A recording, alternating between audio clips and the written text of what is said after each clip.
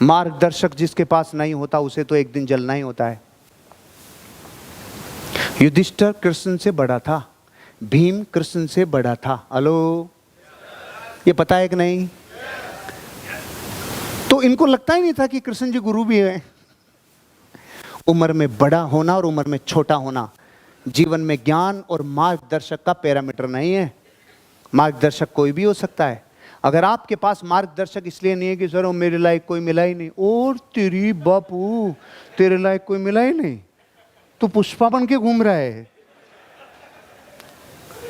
मार्गदर्शक जिसके पास नहीं, ऐसे गलत निर्णय लेगा एक दिन अपने जीवन में, ऐसे गलत निर्णय लेगा, विस्फोट बड़ा होगा, दुनिया उसे जलता हुआ वृक्ष कहेगी। किसी को भी एक को पकड़ लो, किसी भी एक चीज को पकड़ लो। मुझे बहुत बरस लगे और अभी भी बरसों की यात्रा बाकी है। इन सारी चीजों में अपनी कमांड कर लेना और अपने आप को एक शीतल वृक्ष बना लेना, तब लाखों लोगों का नेटवर्क बनता है, लाखों लोगों के दिलों में राज करते हो। अगर आप अपने ग्रुप के 20 लोगों को बिठा कर ये हुंकार भर दो, चाहे शरीर में एक भी बूंद खून की जब तक आखिरी बूंद बची है, इस 31 तारीख पहले साला एक भी गज माल नहीं रहेगा, ये मैं संकल्प लेता हूं। और मैं दुबई जाऊंगा, मेरी टीम दुबई जाएगी, मैं ये संकल्प लेता हूं। ये वो ले सकता है जो शीतल वृक्ष हो। अगर इनमें से कहीं भी उसकी भोबड़ में जली हुई है ना, समझ गए? भोबड़ समझते हैं कि नहीं समझते? हाँ, अलग अलग वर्ड से समझाना पड़ता है। आग से भी समझ जाते हैं, लेकिन जो मजा भोबड़ में है ना, वो आग में नहीं है। कोई भी किसी भी एक को उठा लो। अगर किसी आदमी ने अपना सामर्थ्य खो दिया, 2 ही विजिट करा सकता हूं, बीपी बढ़ जाती है। टीपी की मोटर लगा ले अंदर, बीपी सही हो जाएगी। सामर्थ्यहीन कभी नहीं होना। जो आदमी सामर्थ्य खो देता है वो आदमी जलता हुआ वृक्ष बन जाता है। पता है सामर्थ्य कब खोता है आदमी? जब चरित्र खो देता है। चरित्र नहीं खोए ना, कभी सामर्थ्य नहीं मरता है, कभी सामर्थ्य नहीं मरता है। वो कर्ण, उसे पूरे जीवन पता था कि मैं जिनके साथ लगा हुआ हूं ना, साले घनघोर अधर्मी है। पता था, पता था। और लास्ट में आके कृष्ण जी ने उस टाइम एंट्री मारी कि रे सुने, ओए कुंती का बेटा है तू, तो जमीन निकल गई।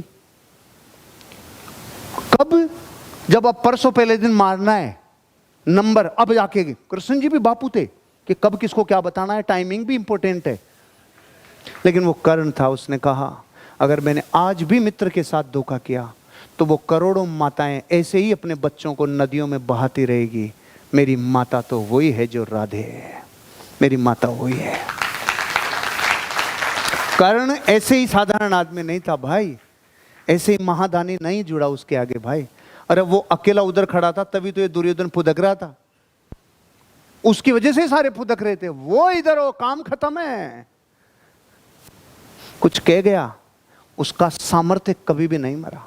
उसने लास्ट टाइम पे जब कृष्ण जी ने पूरा रूप लेके समझाया ना, तो उसने एक ही चीज कही, हे माधव, क्या पूरे जीवन, पूरे संसार वाले मेरा सामर्थ्य कभी नहीं जान पाएंगे? देखो विवश होके क्या कह रहा है, मृत्यु सामने है, सारी चीजें, समय रुक गया।